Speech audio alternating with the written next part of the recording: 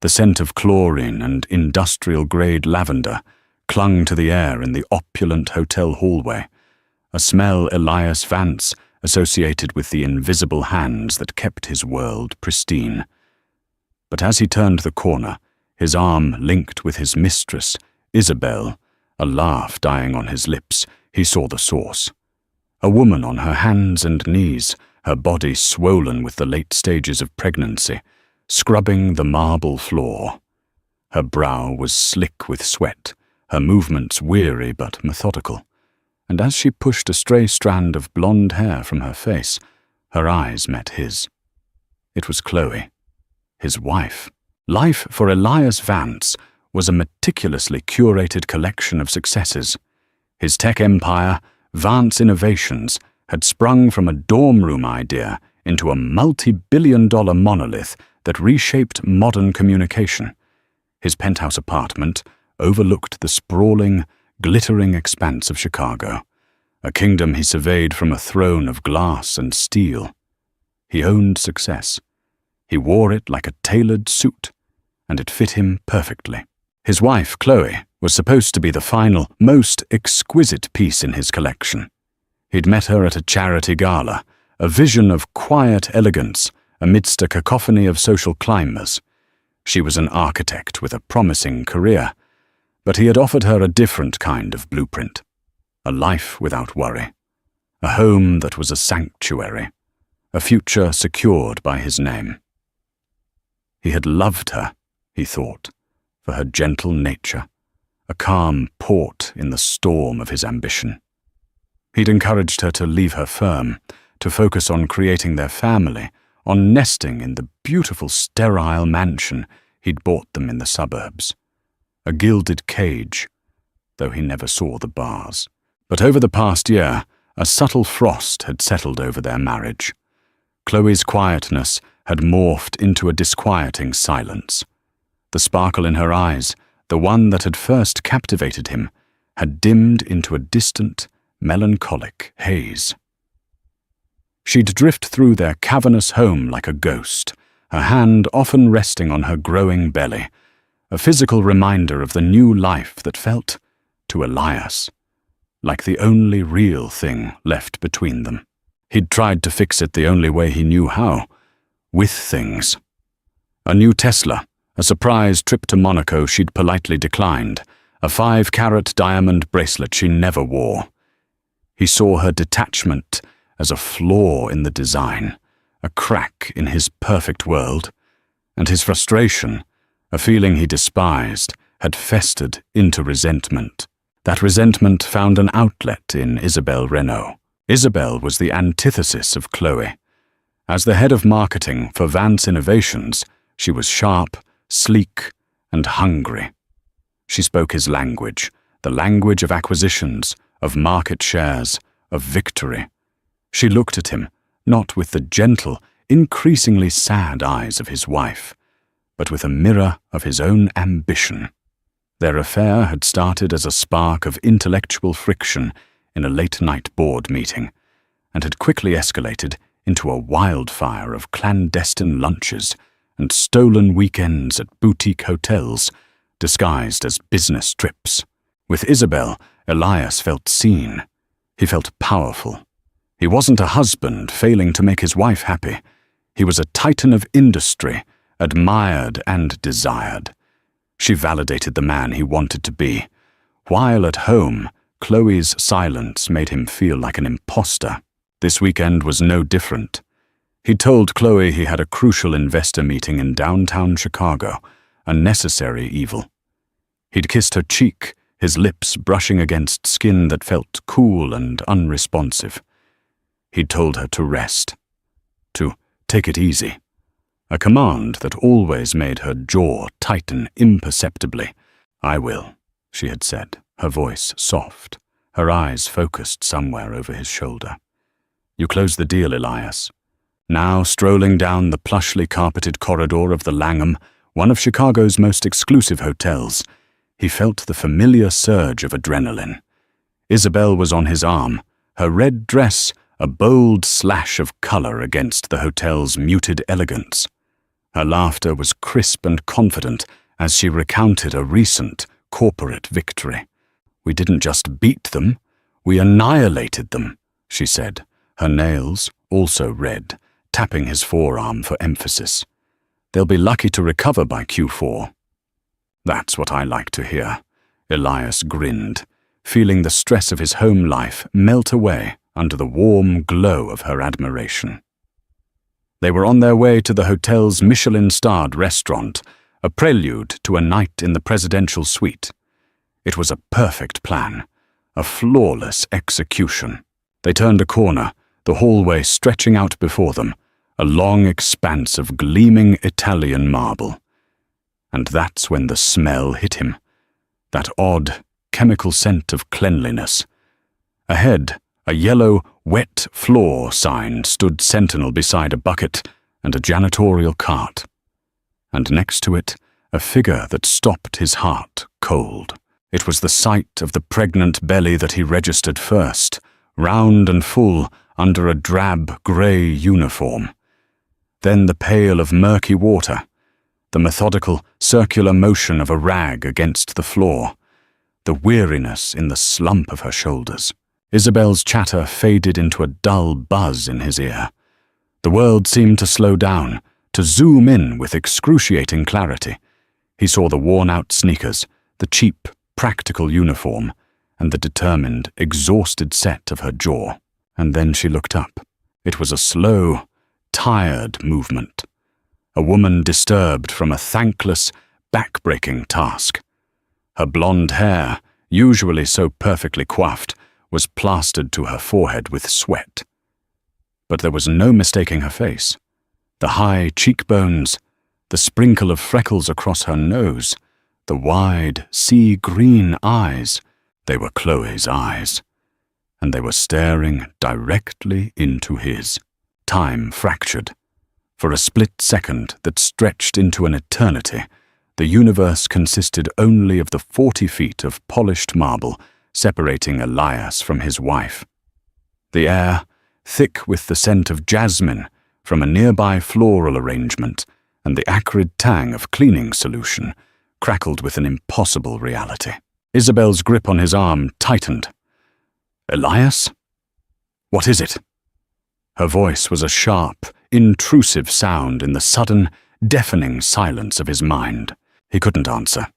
He could only stare. Chloe. His Chloe. Her belly, carrying their child, their son, was a profound, round curve against the coarse fabric of the maintenance uniform. Her hands, which he had last seen, resting delicately on a silk pillow, were now chapped and red, wringing out a dirty rag into a plastic bucket. The shame was instantaneous and absolute, a hot, coiling serpent in his gut. It wasn't just that she was cleaning floors, it was the sheer, public degradation of it. What was she doing here? Had she lost her mind? Was this some kind of bizarre, theatrical act of rebellion? His mind, so adept at calculating market trends and hostile takeovers, failed to compute. The variables were all wrong. His wife, the future mother of the Vance heir, did not scrub floors. It was a violation of the natural order of the world he had built. Chloe did not gasp. She did not cry out. Her expression was the most terrifying part. It was a mask of utter stillness, a profound and weary calm that offered no explanation, no apology. Her green eyes, locked on his, held a universe of emotions he couldn't begin to decipher. But shock wasn't one of them. It was as if she had been expecting this sooner or later. She slowly, deliberately, pushed herself up. The movement was graceless, burdened by the weight of her pregnancy. She placed a hand on the small of her back, a gesture he'd seen 100 times in the comfort of their home. Here, in this context, it was devastating. Isabel finally followed his gaze, her perfectly painted lips parted in a silent, disbelieving, "Oh, is that Chloe?" Elias breathed, the name a painful rasp in his throat. He felt Isabel recoil slightly, a strategic retreat. Her mind was already working, he knew. She was calculating the angles, assessing the damage, repositioning herself from lover to concerned colleague. It was a masterful, silent pivot. Elias took a step forward, then another. His expensive leather shoes clicked ominously on the marble, each step an indictment. He felt the eyes of a passing bellhop, the curious glance of a couple exiting a nearby room. His world, his perfectly controlled private world, was being ripped open for public display. "What the hell are you doing?" The words came out harsher than he intended, a low, furious growl. He was standing over her now, casting a long shadow. He could see the exhaustion etched around her eyes, the faint lines of dirt under her fingernails. Chloe didn't flinch. She simply looked at him, her gaze unwavering. "I'm working, Elias." Her voice was quiet, devoid of drama, yet it cut him deeper than any scream could have. It was the simple, factual statement that was so insane. "Working!" he hissed, his voice dropping to a whisper to contain the rage. "This isn't work. This is a joke, a sick joke. Get your things. We're leaving." He reached for her arm, his fingers closing around her bicep.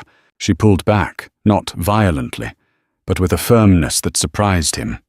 No, the single word hung in the air, a definitive, unbreachable wall. "What do you mean, no?" he demanded, his composure cracking.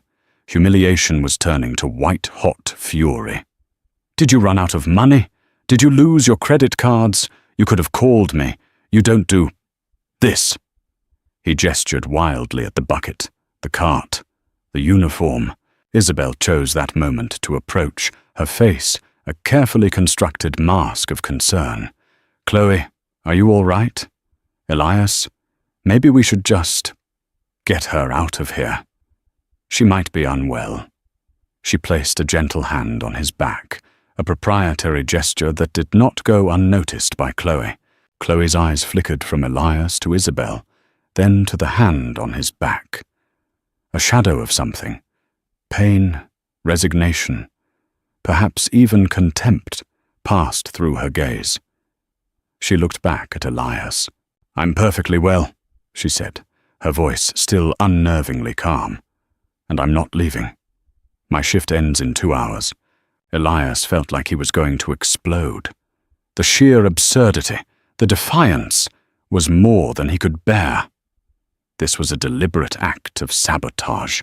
She was trying to ruin him, to humiliate him in front of his colleague. He couldn't even bring himself to think the word mistress. 2 hours? He laughed, a short, sharp, ugly sound. "You're not working here for 2 more minutes. I'll buy this entire goddamned hotel and fire everyone in it if I have to. Now you are coming with me." He saw a flicker of defiance in her eyes. She opened her mouth to speak, but was interrupted by a new voice. "Is there a problem here, Maria?" A stout woman in a managerial pantsuit, her name tag reading Brenda, housekeeping supervisor, had appeared.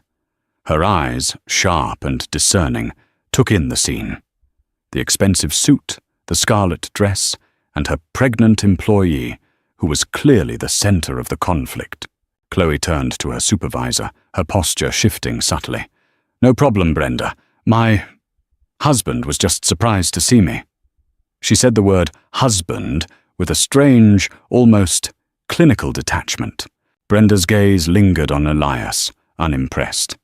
"Sir, I'm going to have to ask you to lower your voice. This is a place of business. If you need to speak with your wife, she can take her break in 15 minutes. The indignity was absolute. To be spoken to like this, by this woman, in front of Isabel, while his pregnant wife stood by in a janitor's uniform. It was a nightmare.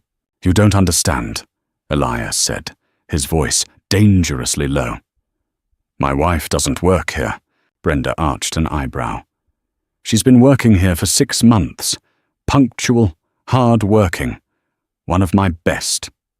Now, unless there's a medical emergency, I need her to get back to her duties." She gave Chloe a pointed look. "Section C isn't going to clean itself, Maria." "Maria?" The name hit Elias like a physical blow. She was using a fake name. This wasn't a whim. This was a calculated, long-term deception. The affair with Isabel, the lies he had told, all of it seemed to shrink in the face of this monumental, incomprehensible betrayal. His wife was living a secret life. And as he stood there, stripped of all his power and control, watching Chloe, or Maria, pick up her dirty rag, he realized he didn't know the woman he was married to at all. The drive home was a silent, high-speed ordeal. Elias had all but thrown Chloe into the passenger seat of his Aston Martin, leaving Isabel standing on the curb with a curt, "I'll call you." The look on Isabel's face, a complex cocktail of shock, calculation, and thwarted ambition, was an image he forcibly pushed from his mind. He had a bigger fire to put out. Chloe stared out the window, her hands resting on her belly. She had changed out of the uniform in the hotel's employee locker room, a place Elias couldn't bring himself to even picture, and was now back in the maternity jeans and simple blouse she'd worn when she left the house that morning. She looked like his wife again, but the illusion was shattered. The ghost of Maria sat between them, a hostile, silent passenger. Elias gripped the steering wheel, his knuckles white. The engine roared as he weaved through Chicago traffic, the city lights blurring into streaks of angry color. 6 months, he finally bit out, the words tearing from his throat. "You've been doing this for 6 months?" Chloe continued to look out the window. "Yes, under a fake name? Maria?" He spat the name out like it was poison. "What is this, Chloe? Are you trying to destroy me? Is that it? Is this some kind of sick revenge? For what? Because I work too much? Because I give you everything you could ever want?" "I don't want everything," she said, her voice so soft he almost didn't hear it over the engine's growl. "What you want," he shot back, his voice rising, "is irrelevant right now. What were you thinking? You're pregnant. You're carrying my son. And you're on your hands and knees, scrubbing floors with industrial chemicals, surrounded by God knows who. Did you think about that? Did you think about our baby?" Finally, she turned to look at him. In the flickering glow of the streetlights, he saw that her eyes were wet with unshed tears, but her expression was firm. "He's the only thing I think about, Elias." Her words didn't soothe him.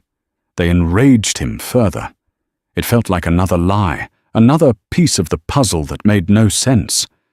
How could she claim to care for their child while actively putting herself in such a demeaning, potentially dangerous situation? "Then explain it to me," he demanded, pulling into the long, winding driveway of their sprawling suburban home. He killed the engine, plunging them into an abrupt, heavy silence. The mansion loomed before them, its perfectly manicured lawns and warm, glowing windows, a monument to the life he thought they were building. Now it looked like a movie set, a facade for a story that had gone terribly wrong. "Make me understand, Chloe. Why?" She unbuckled her seatbelt and opened the car door without another word. She walked toward the house, her steps even and unhurried. Elias slammed his fist on the steering wheel, a wave of helpless fury washing over him. The one thing he couldn't control, the one person he couldn't manage, was his own wife. He followed her inside. The house was immaculate, cared for by a paid staff that Chloe herself managed. The irony was suffocating. She oversaw a team of housekeepers here, yet chose to be one herself, secretly, in a downtown hotel. She went straight to the kitchen and poured herself a glass of water, her movements deliberate, as if she were trying to anchor herself. Elias stood in the doorway, feeling like an intruder in his own home. "I'm waiting," he said, his voice now low and strained. The rage was starting to give way to a cold, terrifying dread. Chloe took a slow sip of water.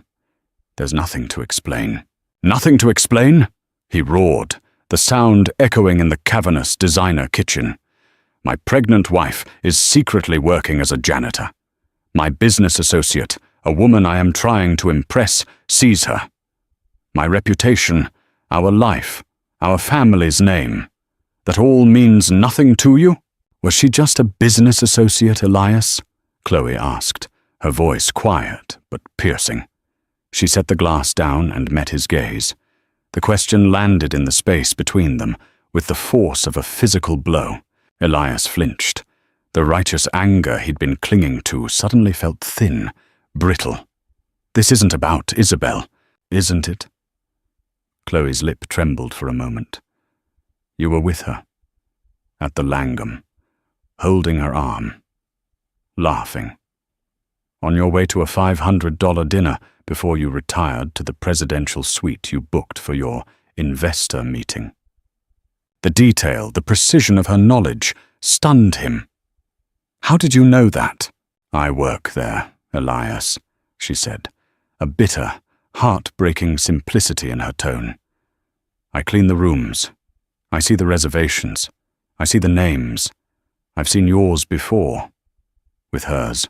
The ground beneath him seemed to disintegrate. This wasn't a chance encounter.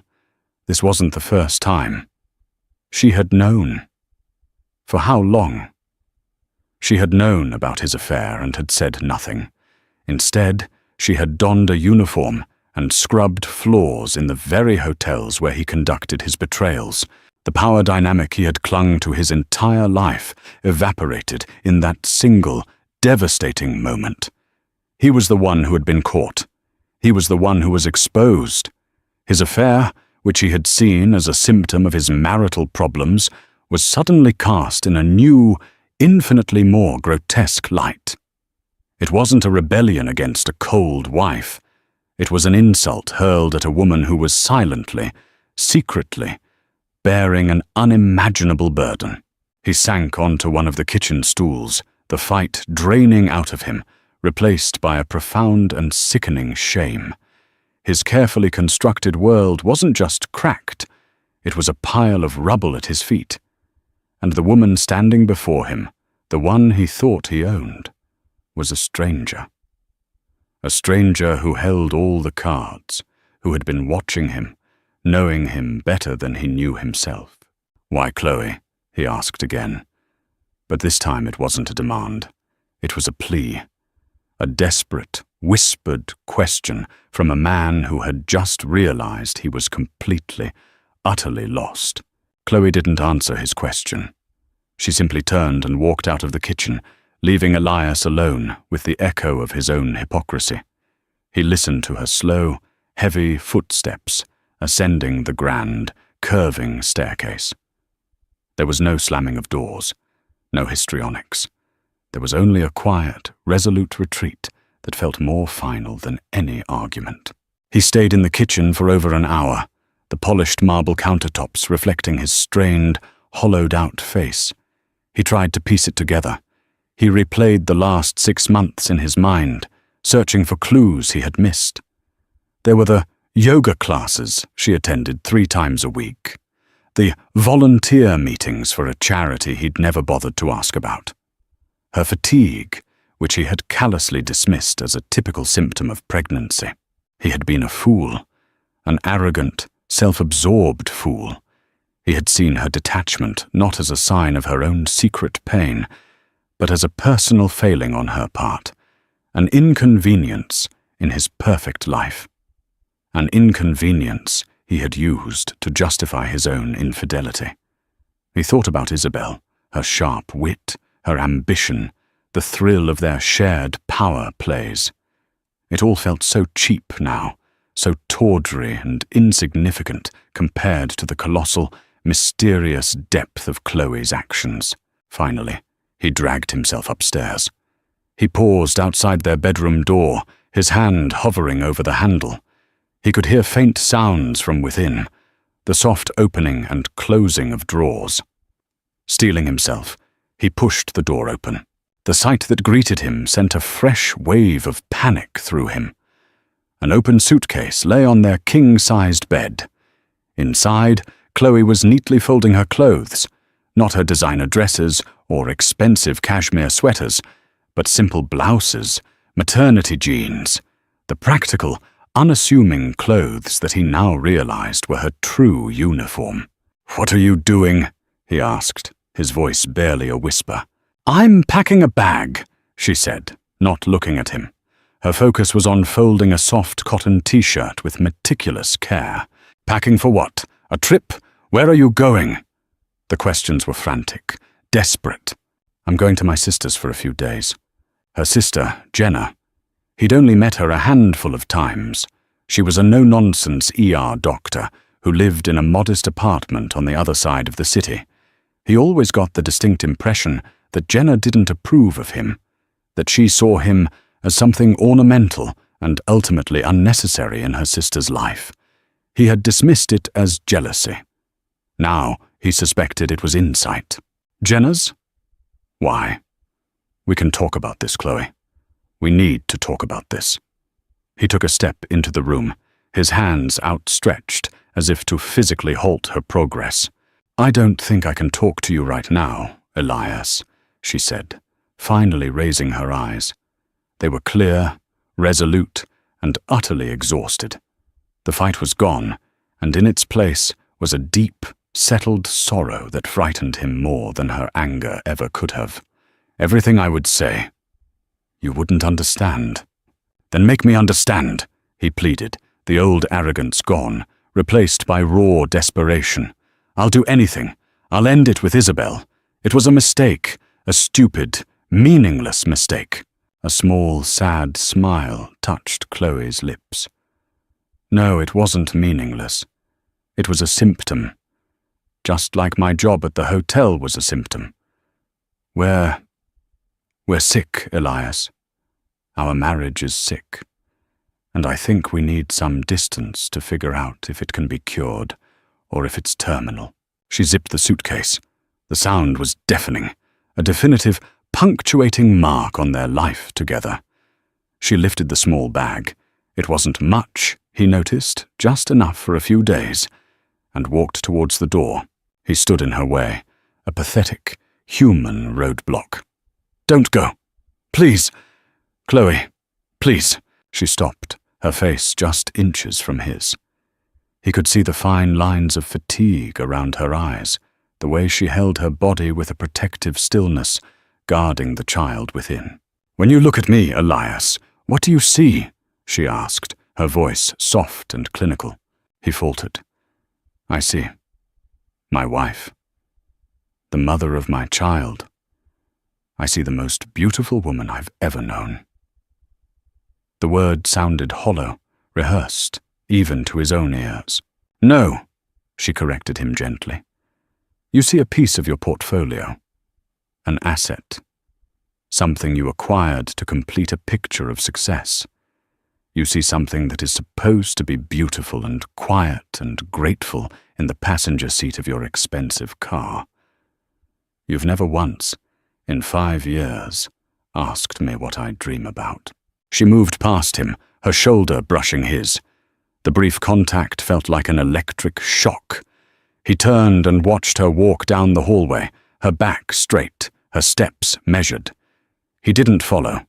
He knew, with a certainty that chilled him to the bone, that it would be useless.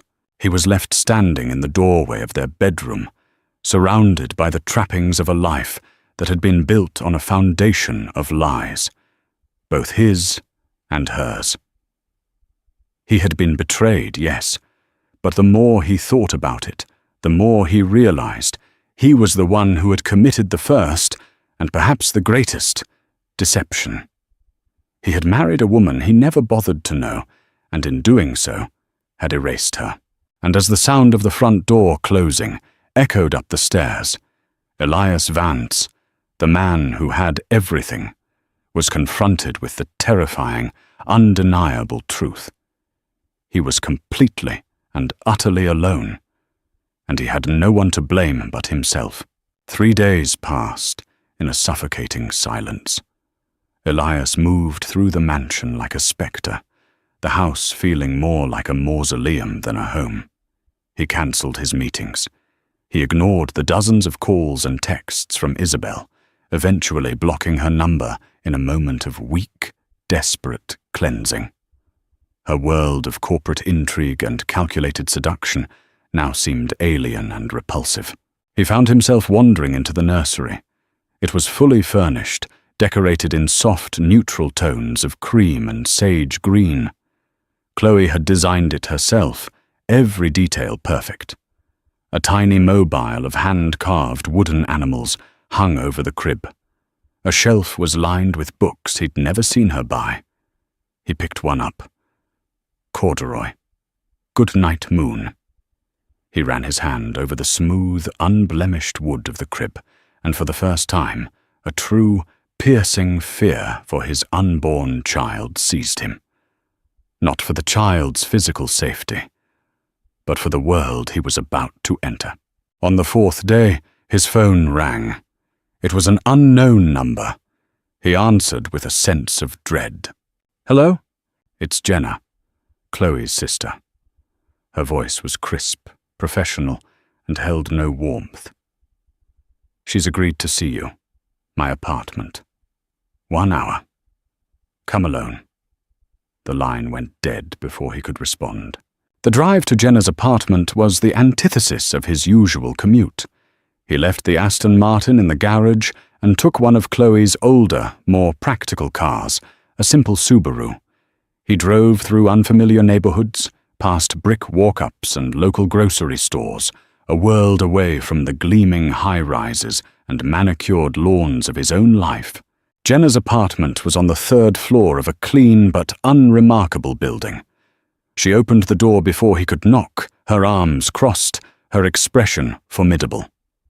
She was shorter than Chloe, with the same green eyes, but where Chloe's were gentle, Jenna's were analytical, missing nothing. "She's in the living room," Jenna said, her voice low. "A few rules. Don't raise your voice. Don't make excuses. And if you upset her, I will throw you out myself. Understood?" Elias just nodded, feeling like a schoolboy being admonished by the principal. He walked into a small, cozy living room filled with books and plants. Chloe was sitting in an armchair by the window, a mug cupped in her hands. She looked different.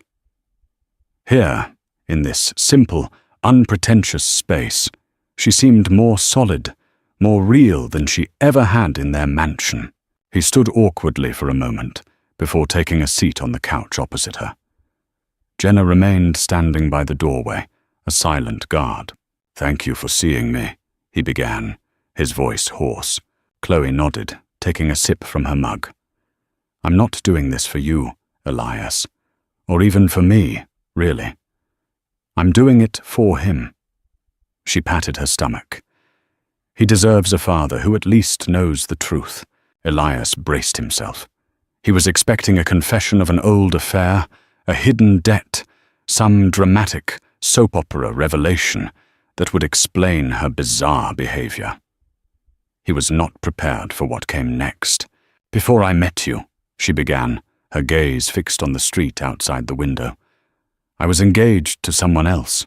The words hung in the air.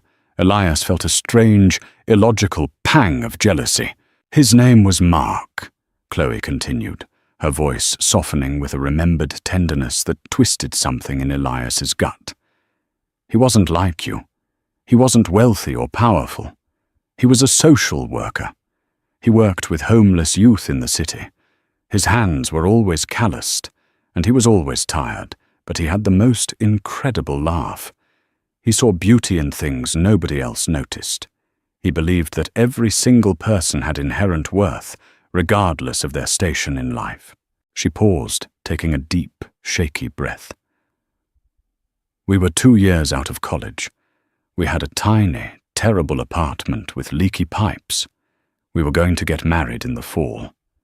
And then, he was driving home from the shelter one night, and a drunk driver ran a red light. He died instantly."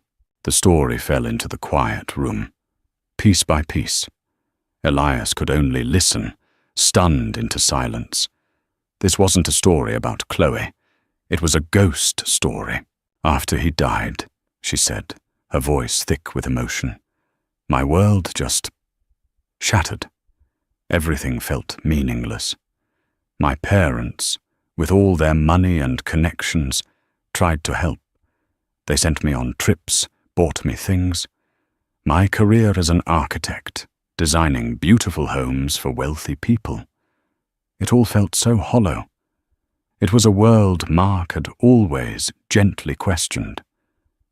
And without him, I felt like I was suffocating in it.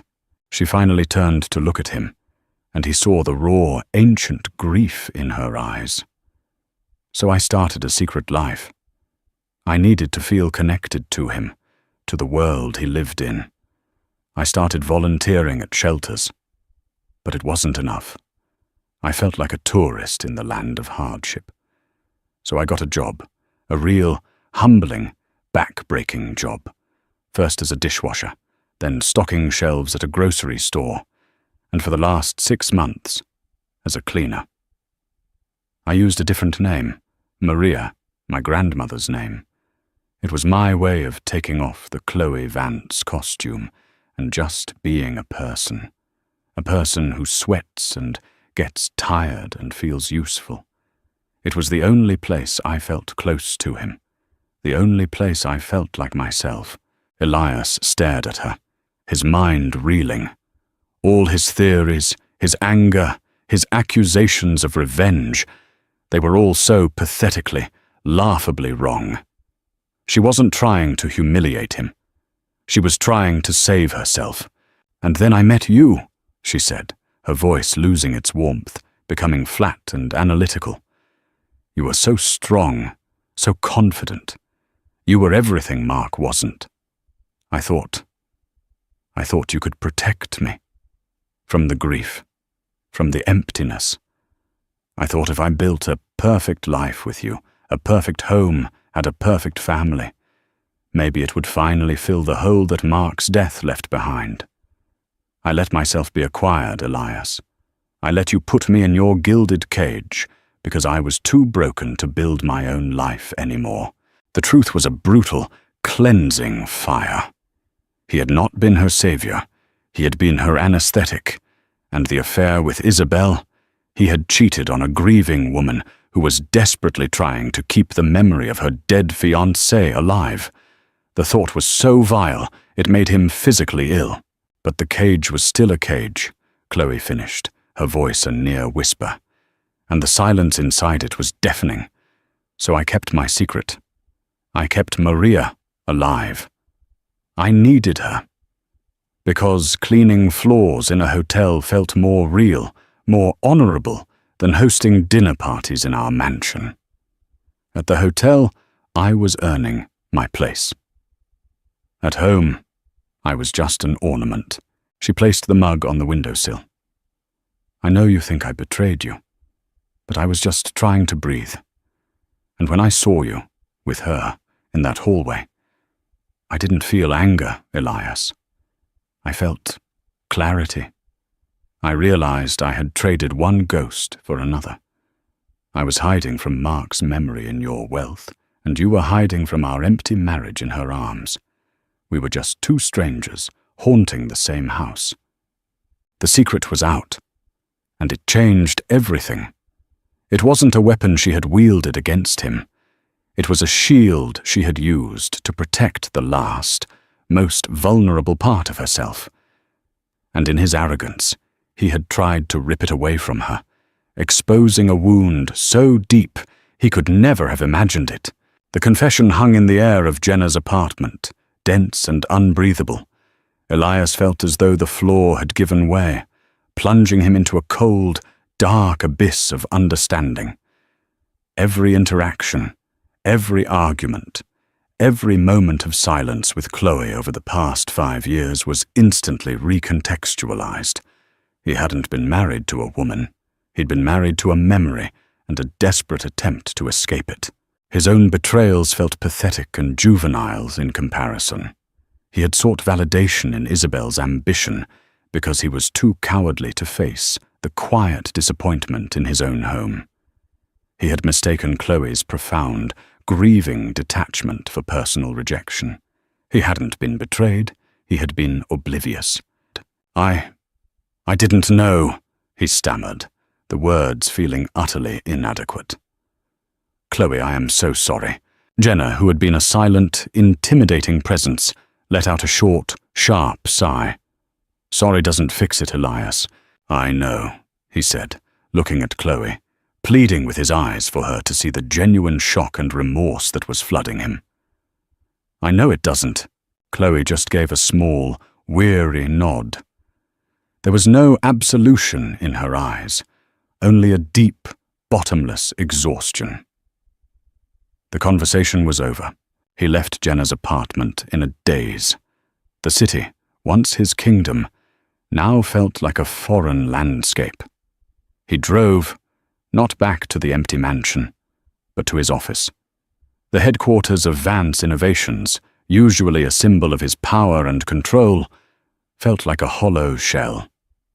He walked through the sleek, minimalist lobby, the greetings from his employees sounding distant and strange. He went straight to the marketing floor. He found Isabel in her glass-walled office, commanding her team with her usual sharp efficiency. She saw him, and her expression shifted, a flicker of hope and strategy in her eyes. She dismissed her team and beckoned him in, closing the door behind them. "Elias," she began, her voice a low, intimate purr. "I was so worried. I've been calling. Is everything all right with Chloe?" It was all so bizarre. He looked at her perfectly tailored dress, her ambitious smile, the way she looked at him as if he were a prize she was close to winning, and he felt nothing but a profound sense of revulsion. She wasn't a partner in power. She was a reflection of his own worst impulses. "It's over, Isabel," he said, his voice flat and devoid of emotion. Her smile faltered. "What's over? What are you talking about?" "Us," he said. "This, whatever it was a mistake, a symptom, like Chloe said." Isabel's face hardened, the soft mask of concern melting away to reveal the cold, hard calculus beneath. "A symptom? Don't you dare reduce what we have to some clinical term, because your wife had a psychotic break. She was scrubbing floors, Elias. What did she tell you? Some sob story to manipulate you?" "She told me the truth," Elias said quietly. "Something you and I wouldn't know much about." The insult landed. Isabel's eyes narrowed.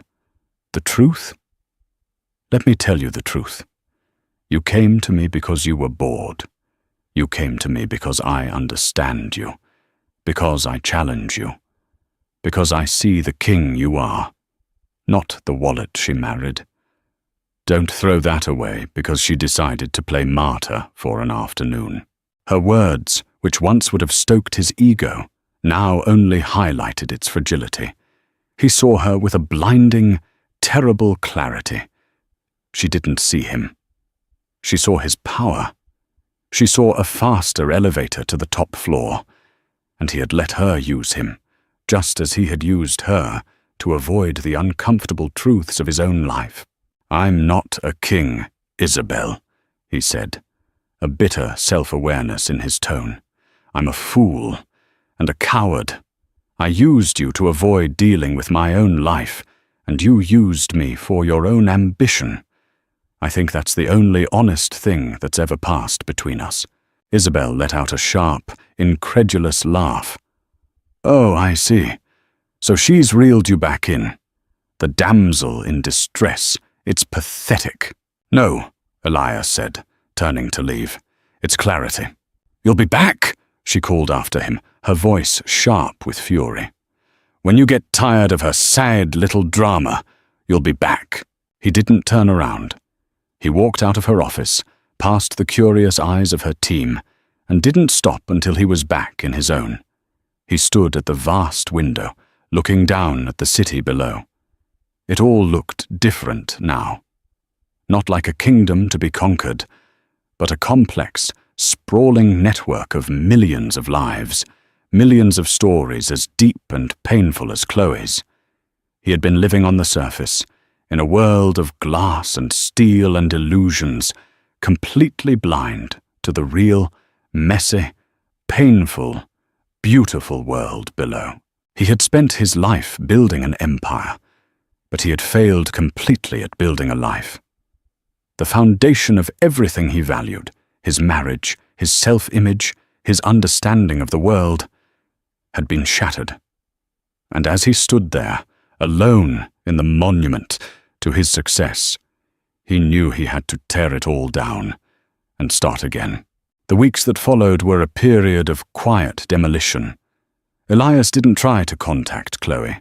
He respected her silence, understanding it as a necessary quarantine. Instead, he turned his relentless energy inward.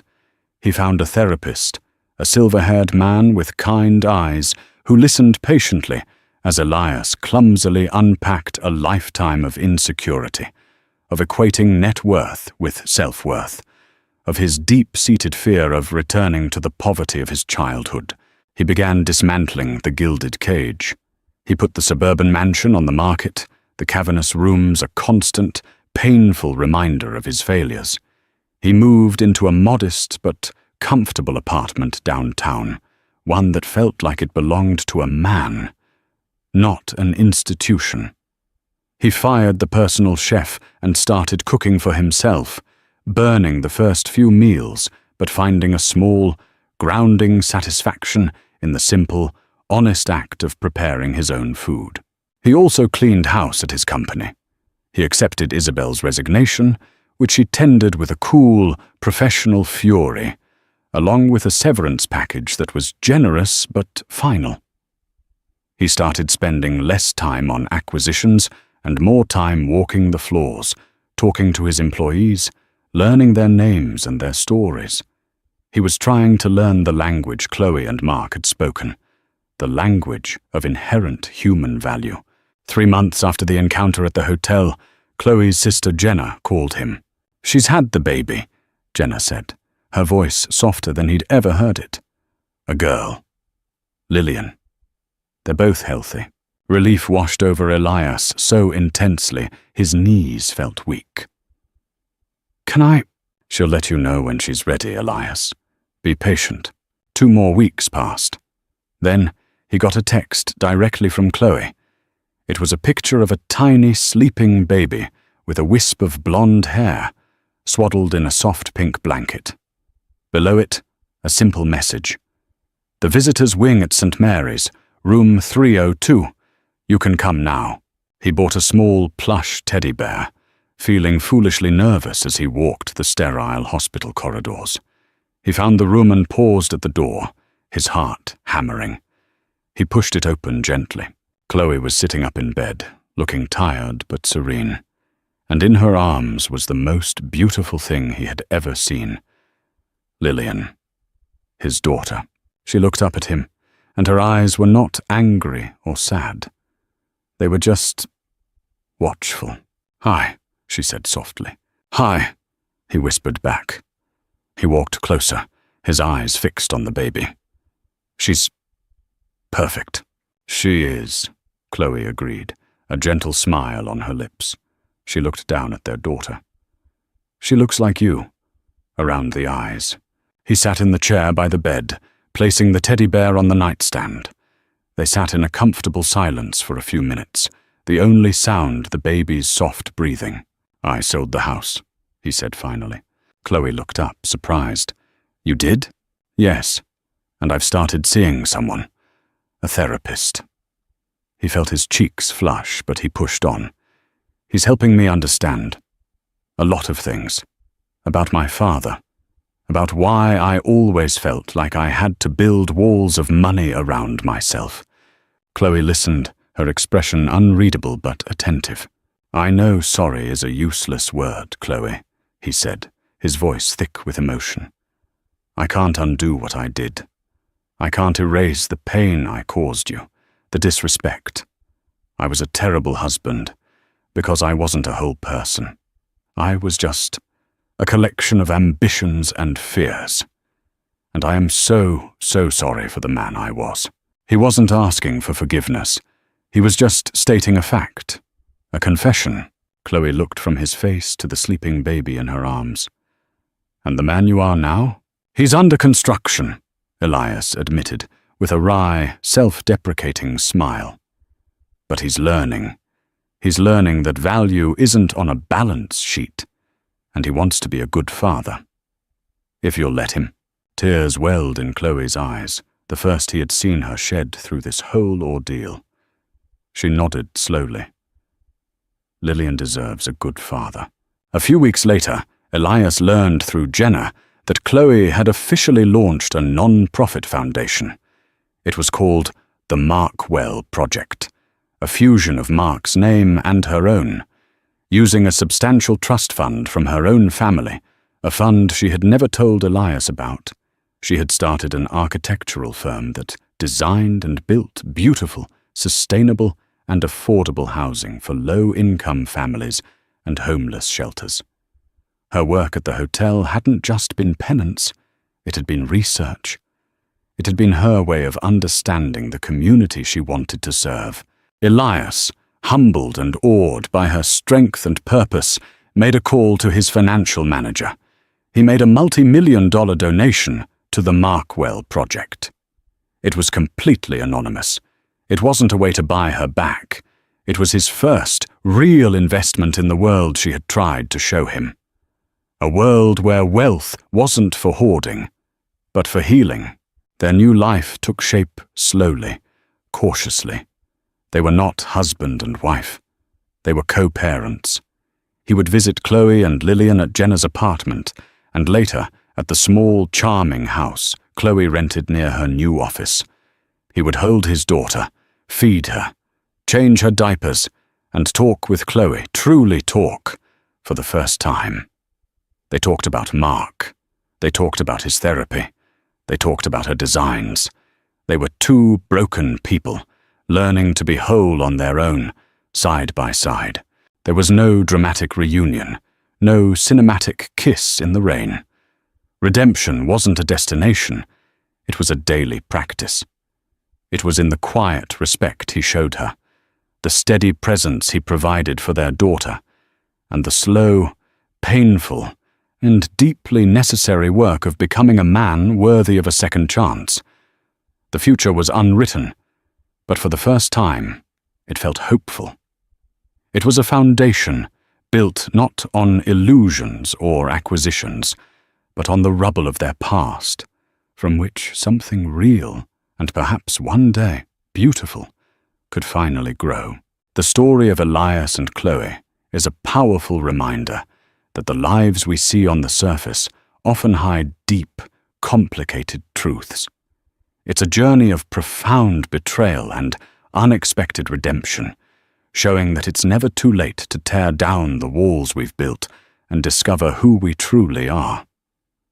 Their path wasn't easy, but it was real, reminding us that true wealth is found not in what we own, but in the connections we build and the healing we allow ourselves to have. What did you think of Chloe's secret? Could you forgive Elias?